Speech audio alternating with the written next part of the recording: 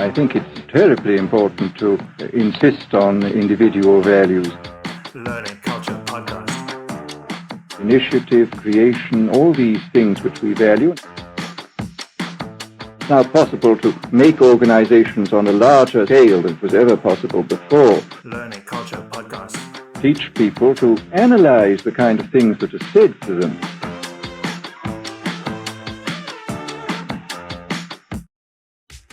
What's up, everyone? Welcome back to another episode. And joining me this week is Kason Morris. Kason is the head of learning experience design at Salesforce. It's a fairly new role for him in a career that has seen him work at a number of blue chip companies in a career development path that he intentionally designed.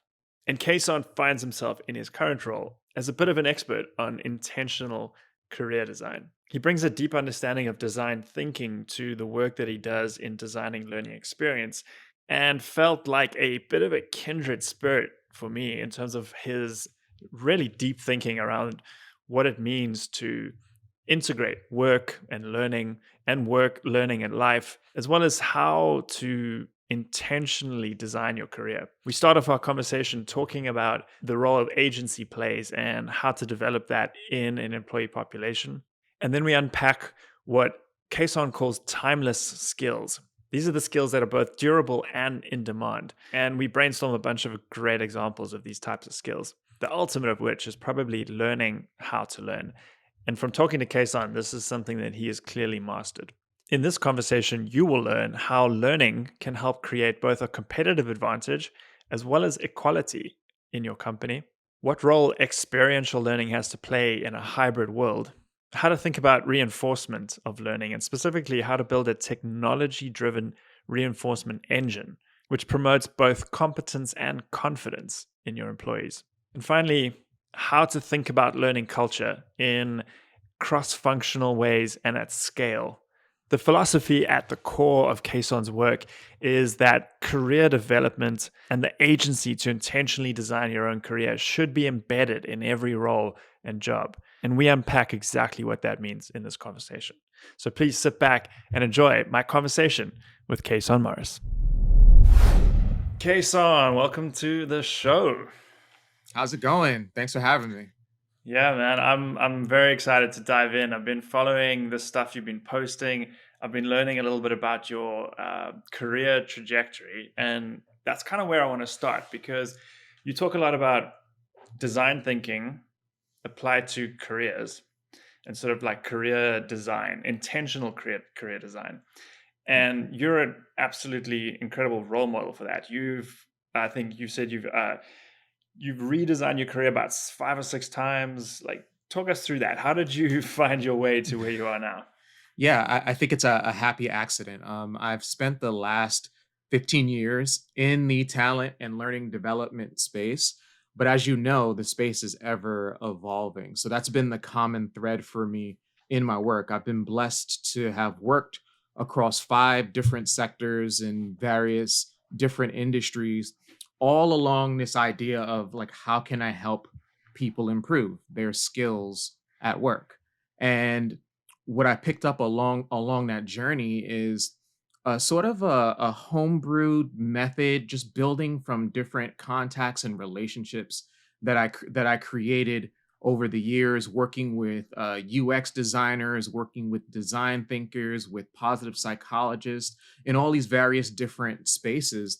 And this idea of thinking about design thinking came to me when I started building out learning products for a multinational training organization. And I had to work with product designers and marketers and an intersection of all kinds of different people.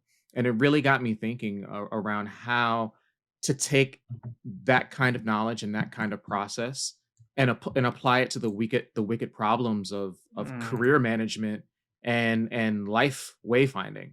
And I've been doing it ever since. And in the wake of the pandemic, I had a lot of friends, mid-career professionals, very successful, who were furloughed, had challenges with their careers, and they all started to reach out to me, just asking like, "Hey, how do you do it? How have you made your career more or less bulletproof?"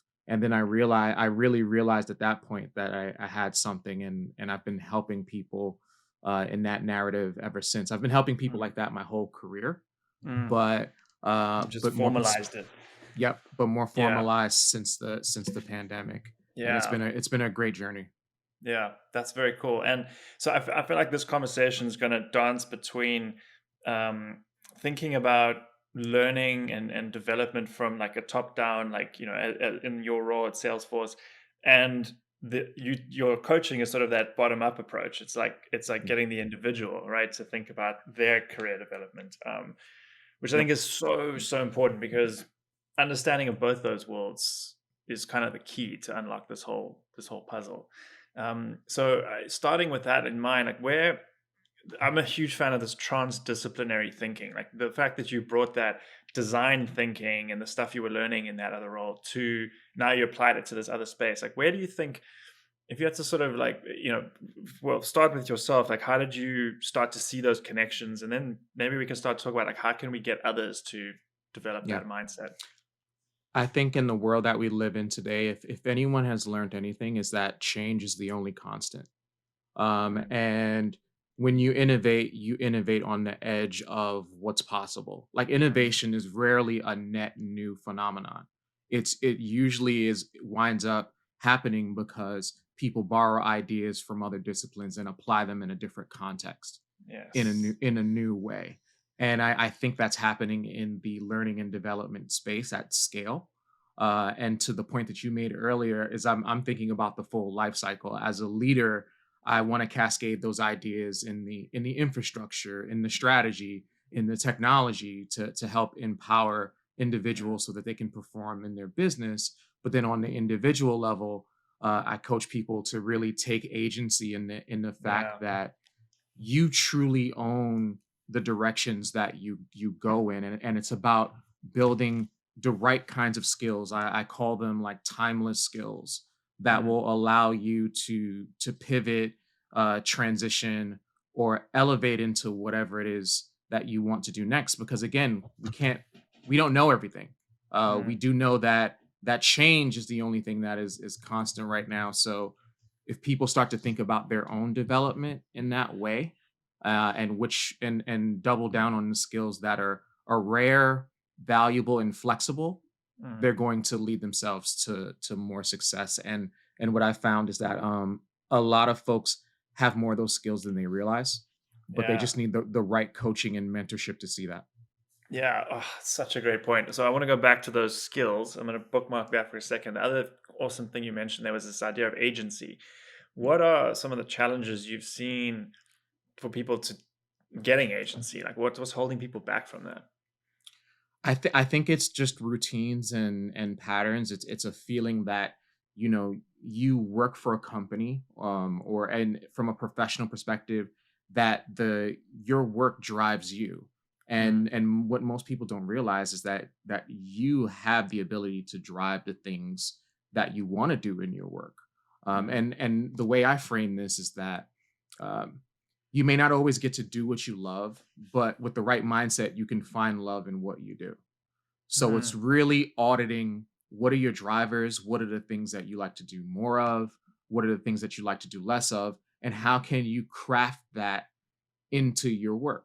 mm. And that requires partnering with your managers, with your leaders. It's really thinking in a proactive way, where I think most people in relation to their jobs and careers, they react to their roles and Mm. responsibilities. It's almost like looking at it like one level down in terms of granularity. Like your job is thinking, instead of thinking of your job as one thing, like I like my job or I don't. It's like which parts do I like and which don't I like? Yeah, and just to if continue that thought and go back to your point about sort of with your Salesforce hats on now. How do you how are you thinking about that at scale at a company that size? Like to be able to give people the or enable people to see that. Yeah, it's a great question, and it's a wicked problem at every organization at just about every size.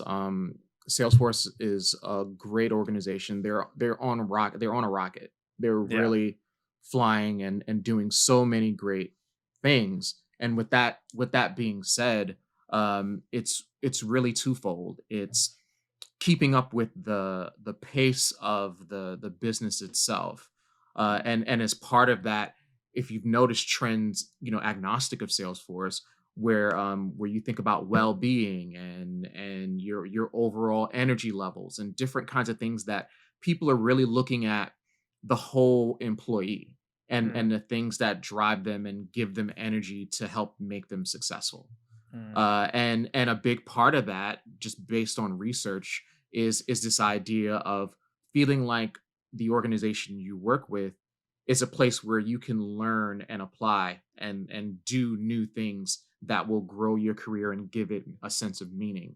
So mm, I when I look at talent holistically, um, top talent is looking for opportunities to grow and develop, and now they have an expectation that organizations will support them with that. mm, And how you get supported is a combination of strategy, clarity on your roles, technology that's helping you, consume the right content ideally at point of need, because mm. we all have the same 24 hours. And the biggest thing that I'm trying to drive in what I do now as a leader is this idea that uh, career development and professional development is part of the structure of the role. Mm. And most organizations and most companies, especially pre-COVID, logic is like, hey, you're going to develop your career, you're going to develop your skills. That's in addition to. Yeah. And what I'm trying to do is reframe that with my thought leadership in the sense Yeah. that it's a part of the job, and when you embed it as a part of the job, you actually achieve a lot more productivity and sustainability, and you reduce attrition. There's like tons of upside. Yeah, but you've you've opened a total can of worms here, because that's Mhm. like, I love that. I'm gonna come back to that, 'cause I think we can spend a lot of time talking about that. I just want to make sure we don't skip over this point, because that you mentioned earlier, this idea of timeless skills. I just want to Yeah. unpack that a little bit, maybe add some color to it for people. Um, you, where I think I'm gonna you post some amazing stuff, thought leadership on LinkedIn, and you had one recently about your being intentional about your information diet, is Yeah. just like you would with your food diet and all that sort of stuff. That to me is like one of those meta skills or soft skills, whatever. Is that kind of what you mean when you talk timeless skills? Yeah. Just to rattle off a couple of Yeah. ideas of what those timeless skills are. These are skills that are sustainable, and they have a certain level of longevity. So I think about it in two sort of levels. One is this idea of, is it durable or perishable? Hmm. So meaning, if the skill is durable, it has a long shelf life, and if it's perishable, it it has a shorter shelf life. And then there are some skills that are very much in demand, and skills that are out of demand as well. Yeah. So what you try to do is, those skills that are timeless are the ones that tend to be more in demand and have a certain level of rarity to them, but then are also more durable, meaning Yeah. that when you invest in learning them, they're sustainable and they complement other things that you do. Because sometimes there are new skills that are trendy and that are valuable, but they also have a very short shelf Yep. life. Yep. That Um, is, so wow. Yeah. Sorry, so I didn't when mean to you when cut you you off there. Keep going. Yeah. no, no, no. So when you think about it in that context, that is a bit of a mind game changer and an eye opener for Yeah. a lot of people. Yeah. I got excited there, because I'm seeing there's like, this is a very cool little like 4x4 matrix that you've got there, right? With like perishable, durable on one axis, demand, in demand, out of demand. And I think a really cool way for people to classify certain skills and say like, where should I be focusing on, right? Obviously that box that's Mhm. durable and in demand is the big one there. Yeah, and just to add to that, I love there's some folks, some thought leaders out in the space who are reframing this idea of soft skills. Mm, And I agree, because I think there's hardly anything soft about these kinds of skills. I try to index them and characterize them as more human skills. So mhm. really, the future of your sustainability is, how do you develop your human skills to interface with technology innovations, Yeah. because technology is happening no matter what. So we're not in an age where technology will necessarily replace. Mm. It's going to take away some task from us as human thought leaders and human professionals. But the thing here is what human skills do you develop that help you excel in this space of being in the digital era and Mm. innovation age Yeah. with technology. So I think of, like, learning dexterity, Yeah. resilience, things along those lines. I Yeah. would say that learning how to learn and how you learn is like the one of the most valuable skills not taught. Yeah. Oh, totally. Right. Like why it's such a huge blind spot in Hmm. all corporate learning. Like just Yep. yeah. And it sort of perpetuates the issue that corporate learning has, which is this constant like cycle of content that needs to be created and put out there because you're not teaching people to go and find it themselves. Yeah, it's a very interesting space, because I would even say on top of that, as from a corporate learning perspective, you don't know what you're inheriting. You don't really understand the acumen of your employee. You're making your best Mm, guess based on how you source talent, but everyone's coming in at a different level. And this is why, from a corporate strategy perspective, learning and development professionals have to build the infrastructure and align strategy and try to close the gap to create equity across talent. Some things you may have data and insight on, but agnostic of that, you have to think of, you're going to get of people with various levels, and how do mm, you cater to them, and how do you leverage technology to get that personalized, prescribed insight on where their knowledge gaps are and their growth opportunities are, and mm, then how do you curate and push knowledge and information to them so that mm, they can learn those things that are necessary. mm. I can totally nerd out further into that, but yeah. Well, let's do because, but we're gonna ground this in your current day to day reality, and then we'll probably go back into some of that stuff because I feel like we could talk like for hours on this. Mhm. You're about 5 months into this role in Yep. Salesforce. You've moved around for some really high like big blue chip companies. Um, what surprised you? What's been different, and what's exciting you about this new role that you're in now? I would say that I really appreciate the direction of where an organization like Salesforce is going, where it is truly people driven, Mm, and doubling down on that investment in human capital and human potential. That's super exciting at scale. mm, The team that I happen to lead is a very, very solid team of creatives and designers and specialists mm, that all are focused on this idea of how do we drive learning experience from a mm, design point of view that powers our organization to do more. So really blessed, really fortunate to come into an organization with this attitude and this mindset toward people investment and equity and equality, and mm, using learning as competitive advantage to continue mm, to drive the business growth. mm. I would say that is not a unique value proposition, but it varies at different levels across different businesses. Where oftentimes, as a learning professional, you often have to justify the business case for learning and Mm. training. And I use learning specifically because I think when people think of training, you index training as an event. Yeah, I totally. I I tend to use learning because you think of learning as a journey, as a pathway, as a Mm. continuum. Mhm. Um, and Salesforce as an organization is fully committed to this Mhm. idea, and driving all kinds of initiatives to optimize their people so that the business can continue to Yeah, grow. that sounds like a good fit. I want to go back to a point you made in there about equality and learning as sort of a means. Well, actually, I want to clarify if that's what you meant. That Mhm. learning is a means to promote more equality and sort of democratize access to education.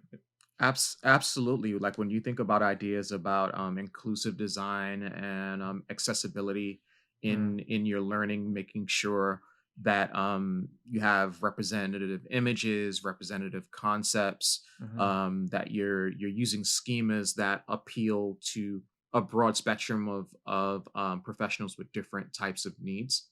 I think it can be very very powerful, and when you tap into the point that I made in the beginning of this conversation around empowering individuals to have agency, yeah. but also having the organization support that, when you combine the two, it totally uh, takes you to that next level. Yeah. So Yeah. 100%. So what does a day to day kind of look like for you right now at Salesforce? What are the big priorities that you guys are working on? the day to day from a design team perspective is really how do we continue to push the envelope.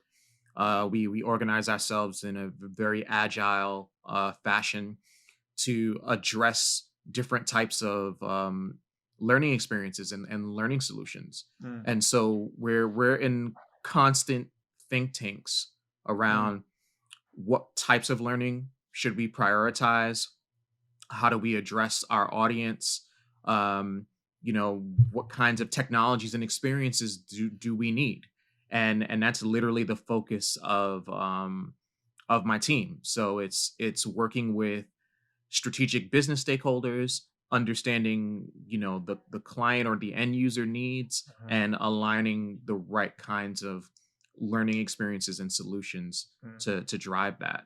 mm. um that's pretty much the day in and day out, and how do we Yeah, organize that at scale for that's tens of thousands of people. yeah, yeah. What's your take? I mean, this is a topical thing right now. Obviously, Cornerstone just announced that they were acquiring EdCast, and there's this sort of Yep. consolidation between a big LMS and an LXP. What's your take on that in terms of technology and where it could be headed? I think this whole industry, as a result of COVID, I think as a catalyst, has has exponentially like innovated probably 5 to 10 years over the last 2 years. Yeah. With that being said, it makes sense that a lot of these organizations would converge, and other providers would buy other providers, because we're in a, and even going back to the point, and even a post I made about information junk food, right? Hmm. One of the things that happens in this space is that there's tons of content, Yeah. and those that the providers that get really good at being able to provide a strong foundation of content in a quality and high level user experience Mm, that is prescriptive and dialed into the learner, they will certainly be ahead of the curve. yeah. um, when you think about how we consume information just even outside of work, Mm, I think these technology providers are looking for, are trying to become the Netflix of like personalized yeah. learning. And there's a road to that, and I can't say that that's exactly the right approach, Mm, but I could see value in at least trying to crack that nut. yeah. Yeah, that's a very interesting thing to watch unfold, I think. I'm curious what role you see live interaction play, given like all this technological advancement you've seen that, like you mentioned, from the catalyst from the pandemic and that. What role and the sort of balance between the user experience through technology and just the simple concept of Yeah. bringing people together. The way I would try to frame it, and the way I'm thinking about it, is like, well, what is experiential learning in a hybrid world? I mean, the reality is that, maybe, and this is just a generalization. Pre-COVID, I think a lot of companies were over-indexed for doing live experiences. There Hmm. was always an opportunity space in live experiences to make them better, but people didn't innovate because there really wasn't a catalyst to do that. Mm, Now, as a result of COVID, we've sort of gone all the way on the other side to using technology as an enabler. And what that's exposed is that human experience, live experience, in-person experience matters. So Mm. now I think we're going to go back into this realm of calibration, where it'll never be fully one way or fully the other. So I say all this to say that, going back to this idea of equitable and equal experience, I think the challenge in the learning design space is people have choice. People want choice. So when you think about what you design, you have to design now, I believe, for this full spectrum Yeah. of maybe there is a live event, but what does the virtual live equivalent look like? What does the asynchronous Hmm. equivalent look like? And you have to think about that whole spectrum of needs and modalities to deliver an equitable Yeah. experience. Yeah. Yeah, I think that's such a great point, and it tracks with a lot of what we are doing and seeing, where it's almost the combination of all of that is what creates that ideal experience. Like, you need some asynchronous stuff to create a common language, and then you need in-person and virtual live sessions for people to have dialogue and discuss these things. And um, yeah, even the technology to get people to practice and reflect on what they're doing, all sort of like builds up this Yeah. yeah, learning culture. Well, I so that, yeah, go for it. Sorry. No, I was going to say, I think that that tail end point you made is really the next frontier, and there's some companies that are doing it. Is that spaced repetition, Yeah. leveraging the technology to reinforce concepts and ideas in an asynchronous and scalable way. To me, that's kind of the new unicorn Yeah. in this space. Yeah, that's a super interesting point. I do you see any vendors or providers out there now that are in that space? Anybody There making there noise? there are there are a couple. I won't name drop any, but I know for one of my recent projects, Hmm. that was something I was looking into. When you think about building learning journeys and academies and models where you're upskilling and right skilling and trying to solve that Yep. problem at scale, you need a technology driven reinforcement engine Yeah. that not only, in my opinion, measures comprehension but also measures confidence level, so you can get some understanding of like predictive indicators of where someone is, at a personalized level. And machine learning and I think is moving now into a space where it can do that. Yeah. um but yeah, I still think there's a roadway ahead, but I'm excited to see how it all pans out. Mm. Hey, it's your host Andrew here. I wanted to take a second just to say that if you're enjoying this podcast, we would love it if you did a couple of things for us. If you're watching this on YouTube, please hit that subscribe button. It really allows us to grow the channel and reach a lot more people like you. If you're listening to this on Apple Podcasts, take a moment to leave us a rating and review. It's a great way to give us some feedback and to tell the world what you think about this podcast. So whether you listen to it on YouTube or you're listening to it as a podcast, if you take one of those actions, it would mean the world to me and my team. Thank you. And with that, right back to the show. Man, you have an incredible clarity of thought here. Like, I've been writing down so many of these ideas. You see this landscape very clearly. It's quite noticeable. With that in mind, I something that I talk about, think about, write about all the time is this concept of learning culture. And I'd love to know what your take is on that. What does learning culture mean to you? It's such a interesting question. Like, even if you break it down, right? Take learning and take culture. I think culture is this sort of nebulous thing that is hard for people to really index and describe, especially in the workplace. Mm, So when I think of learning culture, I think of it as sort of the DNA to continually improve in a workplace context.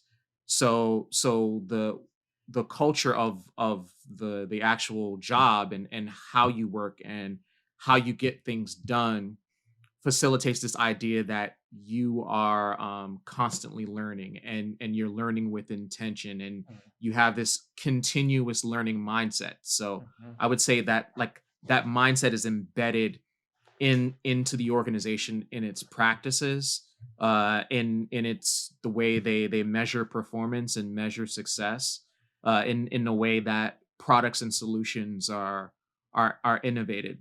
What I tend to see in most organizations I've worked for is that you have little microcosms, like areas of learning culture at different levels within the orgs. So, Yeah. like, the engineering group, or the QA group, or versus the HR team, or processing team. Yeah. And I think the aim, I would imagine, for learning practitioners and professionals going forward, is how do you do that at scale? How do you create a shared vision, a shared language, a shared ecosystem?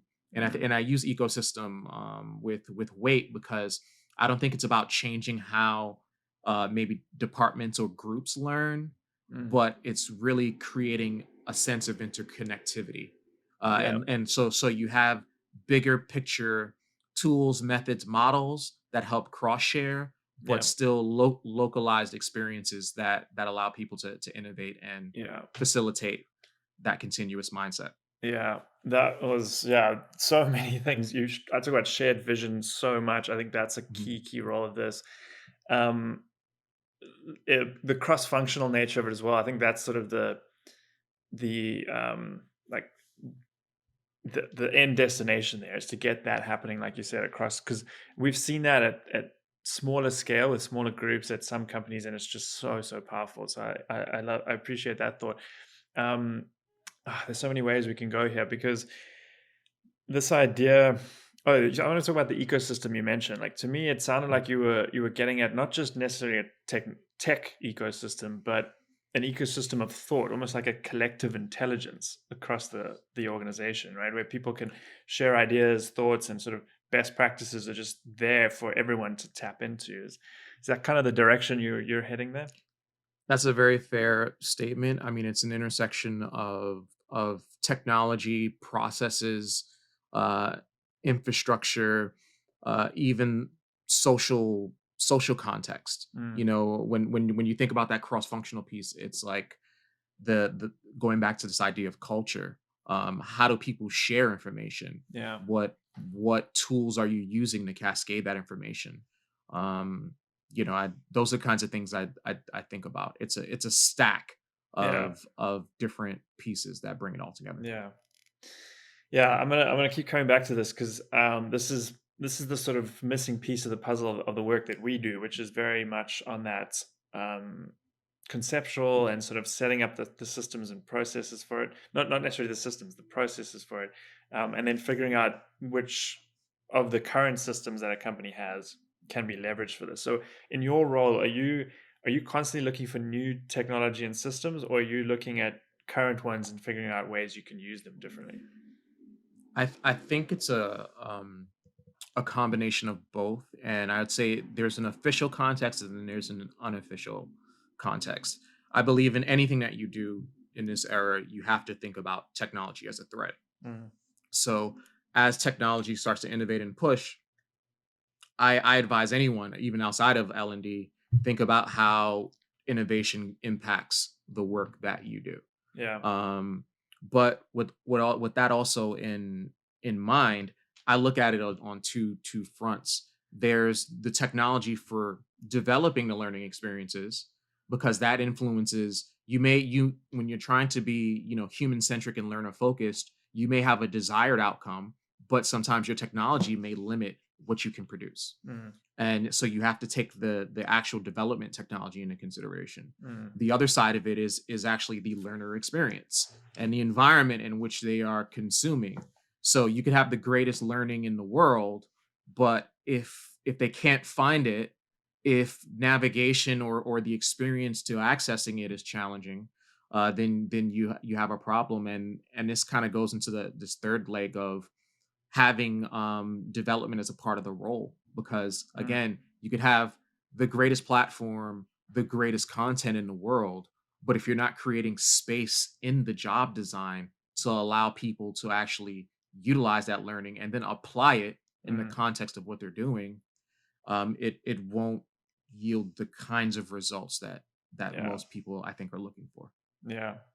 Yeah. This idea of career development embedded in the job is so I talk about this idea of work and learning being the same thing. If you Mhm. add reflection and sort of dialogue with your peers, you're learning as you're working. And so now it's not, like to your point earlier, it's not a separate event that you have to go to that takes you away from your job, but it's part of the same thing. So Yeah.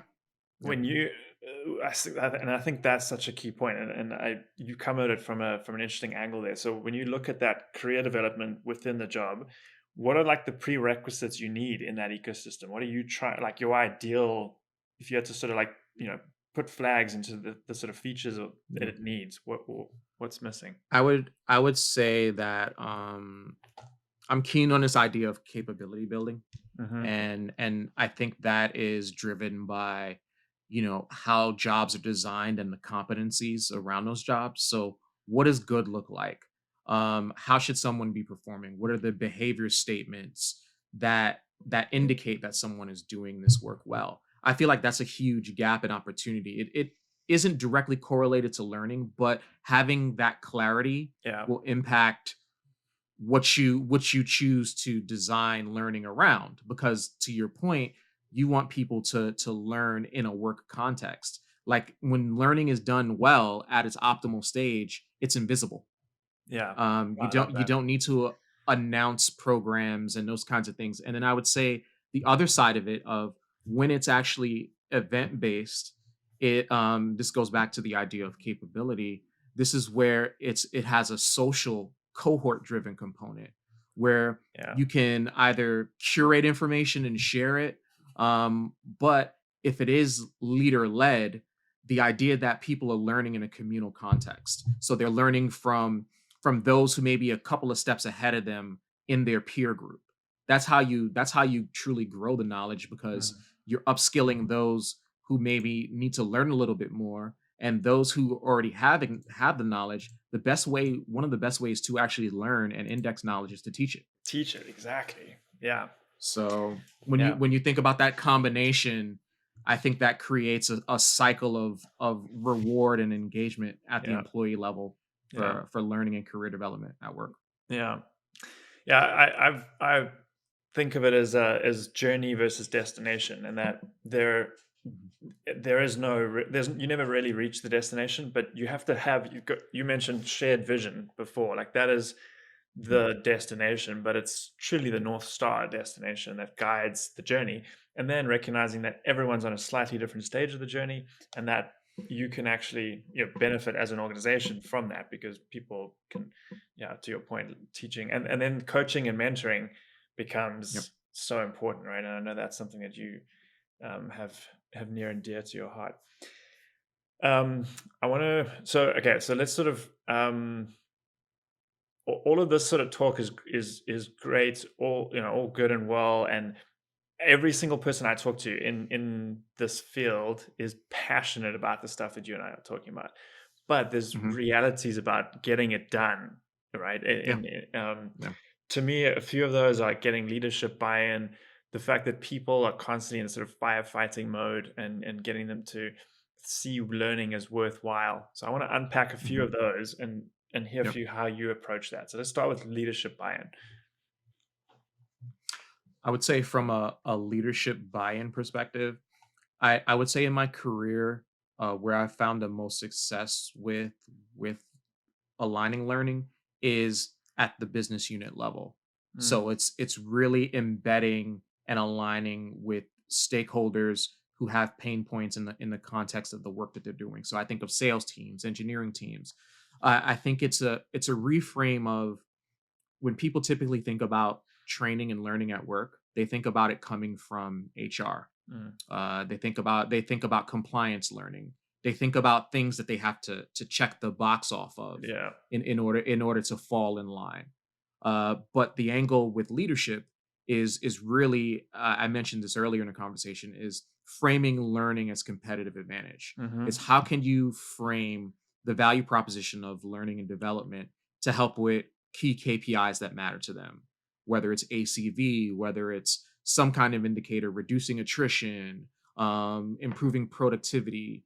So when you start to speak the language of those stakeholders, Mm-hmm. that's when the value proposition of learning as part of the platform and solution becomes a lot more attractive. Yeah. Yeah, that's key. And that takes study and learning to sort of like a business acumen, right? To be able It to be able does. to do that. Yeah. It Yeah. it it definitely does. Yeah, key point, and it makes your job a lot easier once you've developed that. How about the sort of the fact that people are constantly firefighting? They see learning and work as separate things. How are you approaching that to get people to kind of see it as worthwhile? I think you alluded to this in your earlier questioning around culture, Mm, and learning culture. See, I would say that I wouldn't call out learning culture as unique. If you have a whole like arc of what culture is, learning should be a part of that culture and from a big picture point of view. mm, So I think when you start to pull levers and insert learning and the value of learning in different elements that are meaningful to the culture profile of your organization, I think that's where you can close the gap between the mindset of treating, learning like a separate activity mm, from work. So if you're doing like debriefs in a work context, or you're having meetings or sprints, and you're capturing action items, and mm. you're asking people to do certain kinds of things, like, hey, look up this, research that, Yeah.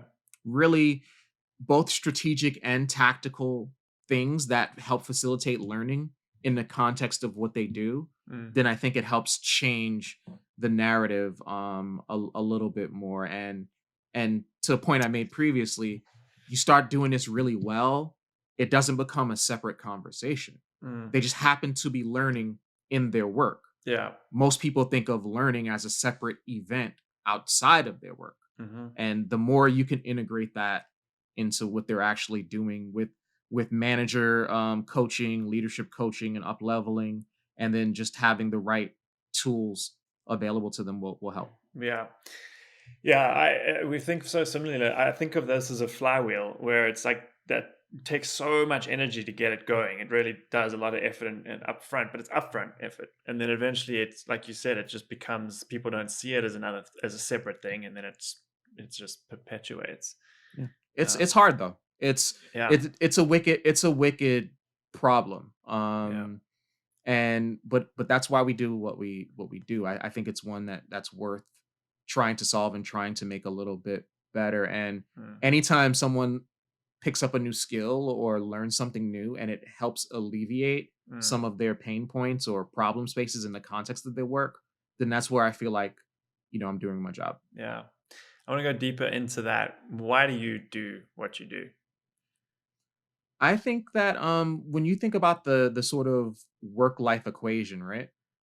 That's another thing that people tend to separate. Mm, But when you think about it, right, the average person spends 90 to 120,000 hours doing work. mm, That's about a third of your life. That's about 33 years. mm, So the work life equation is a false dichotomy in the sense that work is life. mhm, So you might as well make it meaningful and cascade and integrate the things that are purposeful for you mm, uh, into it. mhm, And if once you start to take that mindset, it allows work to be a lot more rewarding and engaging, and that time spent is actually building toward something that's meaningful to the individual. And mhm, the more I can inject that into workplaces as a leader, mm, I think it helps at scale. But then also the other side of it is like the more I can share it with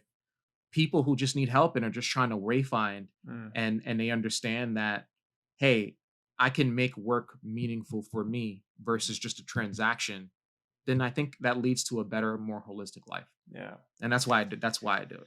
It's a beautiful answer. And every time I ask this question, it shows me how sort of noble there's a nobility to this profession, right? Like there really is. Like it's a shepherding, kind of connotation to it that is, I think, true to everyone in this space. It's there's a willingness to want to lead and to guide even more than lead. Yeah, I'm keen on this idea of servant leadership. It's Yeah. like I feel like you serve. I think when you have the vision to see that, if people look at things from a different angle, or if they learn a couple things and add it to how they approach, life and their challenges, Mm, that they can exponentially improve. mm, So it's not about, as you said, it's not about the destination. yeah. It's about making those slight adjustments on the journey so that you appreciate where you are, like right now. And yeah, and appreciating that journey never ends. Like, so Mhm. that there's that constant intrinsic motivation to keep doing Yep. this. Yeah. Yep. Let's talk about what are you learning right now? What are you reading? What's your information diet look like these days?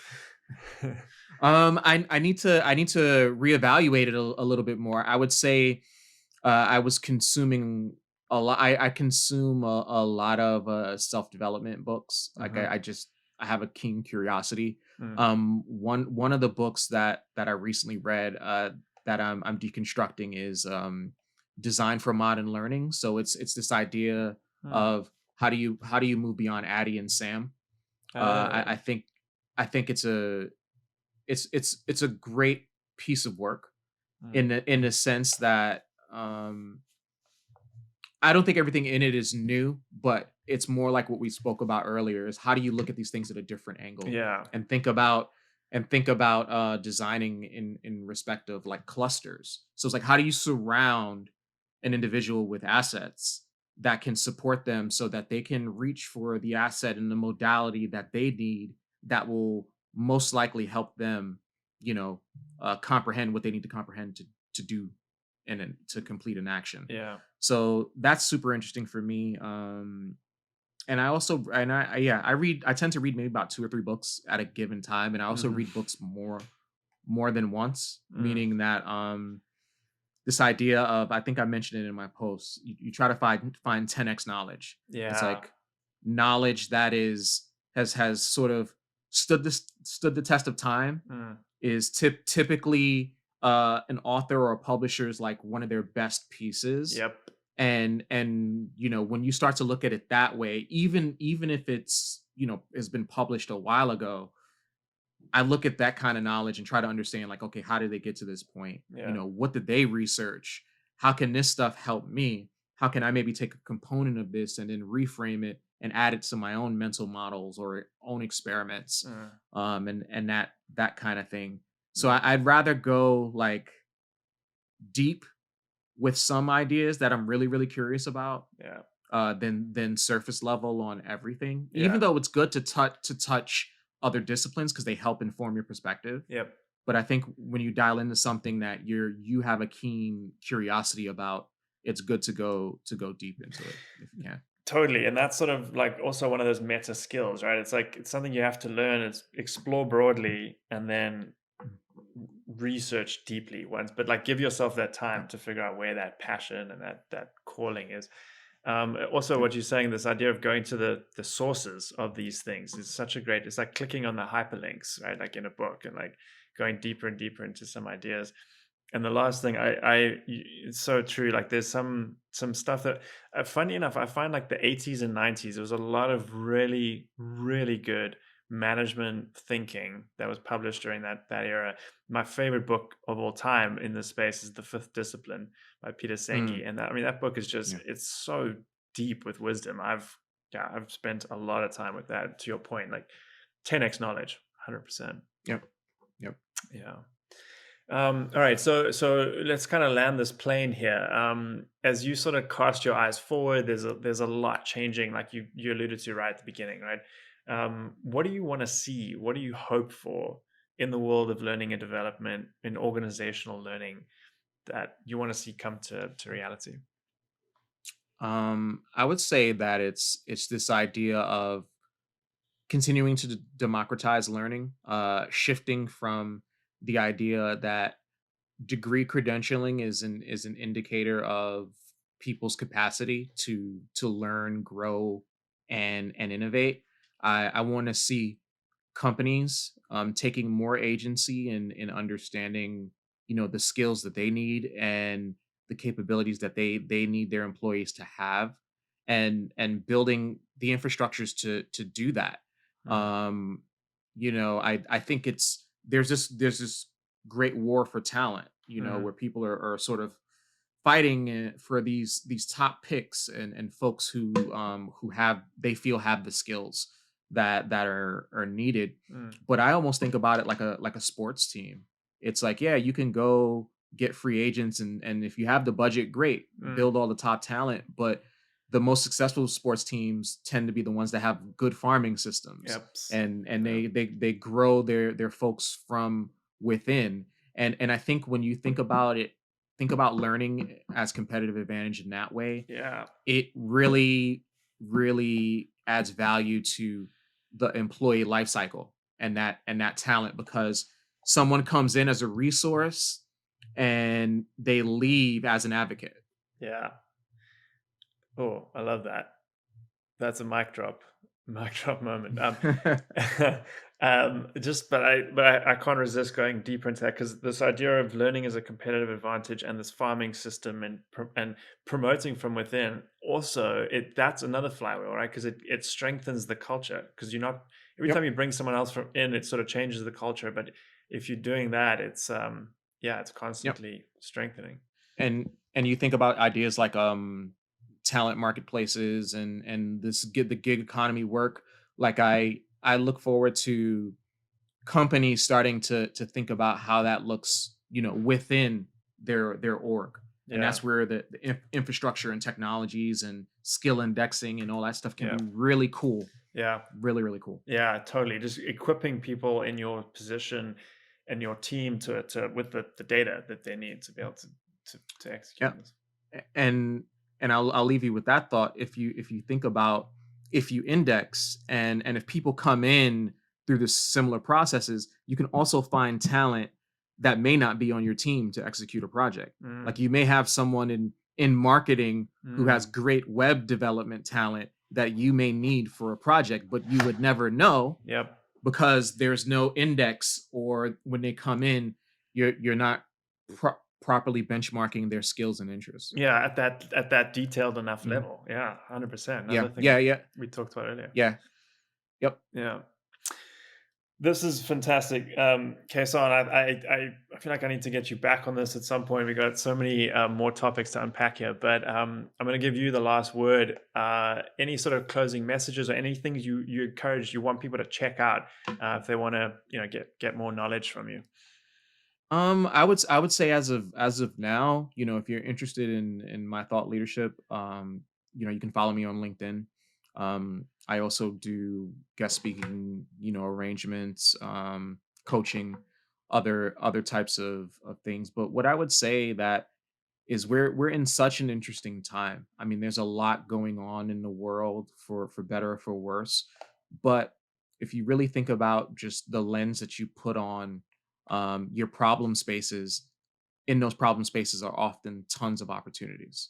And I encourage everyone to take a bit of agency in thinking about, where their next opportunities might be, and starting right from where they're at, versus thinking about what may be over there, Mm. because there are often opportunities right in front of you. Well, that's beautiful, man. Thank you for your time. Thank you. Hello. I hope you enjoyed that episode. It's Andrew again with a quick message. If you'd like to support the show, the best way to do that is to leave us ratings and reviews where you listened. If you're on YouTube, hit the like and subscribe buttons, and feel free to leave a comment. We love hearing from our listeners and viewers. If you're listening to this on Apple Podcasts, please take the time to give us a rating and leave a review. Once again, we love hearing from our loyal listeners. If you're listening to this on Spotify, please hit the follow button to make sure that you don't miss new episodes as they come out.